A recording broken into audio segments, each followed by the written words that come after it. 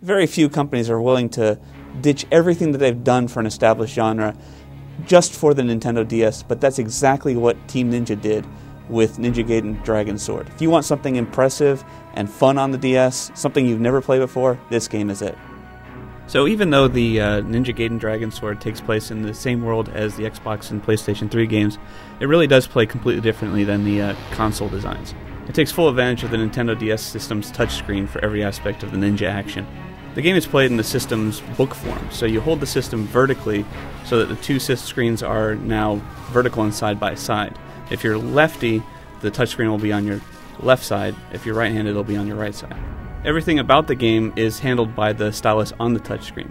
So you move around the environments by sliding the stylus on the touchscreen, and Ryu, the lead character, will move where your stylus is.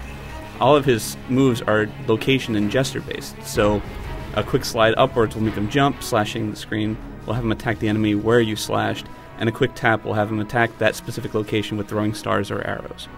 Believe it or not, this change in gameplay, this unique way of playing Ninja Gaiden actually works. Well, to a point. Though you only have a few specific moves, you can string these moves together into really cool combos. So you can rapidly slash at an enemy and then send him flying upwards with this upward slash, then leap up after him with another upward slash, grabbing the enemy and then slamming him down to the ground. So there's really cool moves that you can do in this game. You can also attack enemies with the sword by slashing them, but while doing that you can tap in another location to attack them with throwing stars from a distance. The only non-touchscreen control is in blocking. Every single button on the system, even the D-pad, is assigned to block. While blocking, you can tap the screen to evade attacks and hazards, making your character roll out of the way. Honestly, you won't have much blocking to do in the early levels, pretty much focusing all on the attacks, but later in the game you'll find lots of enemies that require a bit of punch-out like guard and attack strategy. When you actually get into the rhythm of slashing and tapping the screen, Ninja Gaiden DS is a whole lot of fun. But honestly, it's not perfect. If you get too cocky and try and rapidly tap the screen too fast, you might confuse the game into thinking they're slashes. And like I said earlier, the game focuses more on attacking in the early chapters, so early in the game, it feels like the game's running on autopilot since all you're really doing is just stroking and tapping without any blocking whatsoever. My biggest complaint comes from the elements outside of the combat. Platform elements are a huge rarity, and when they do appear, they're very wonky. You'll occasionally need to roll out of the way from spikes or lasers or shooting out of the wall, but they're very easy to accomplish simply just by blocking and rolling out of the way with very little collision. Environmental puzzles are surprisingly simple, and boss battles are really cool looking, but they're really easy to beat since you really don't have that many moves to do. But it's really hard to ignore the game's strong point. The game just looks absolutely beautiful.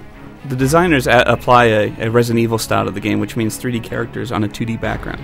But it really does work and runs incredibly smooth and fast with some amazing animations. There are even a few areas in the game where it runs at a full 3D environment. All boss battles do, and the level leading up to the final battle does, which really teases players into wondering what the game might have looked like if the designers went entirely 3D instead of the Resident Evil cheat. Maybe we'll see that when Team Ninja does a sequel. In all, the game looks fantastic and plays great. It takes about 6 to 8 hours to get through the game on the first try. It's admittedly not a very tough game like the console versions, but there's enough of a challenge to keep you going, including when you unlock the much, much harder difficulty at the end of the game. It's beautiful, it's fun, it's unique, but it's not perfect. Still, it's awesome on the Nintendo DS. It's not going to change the way Ninja Gaiden's played on the console, but as a Nintendo DS game, it really works, and it's well-deserved of the Editor's Choice Award that I gave it. If you want to know the full score, as well as everything that I thought about the game, make sure you check out my written review on IGN.com.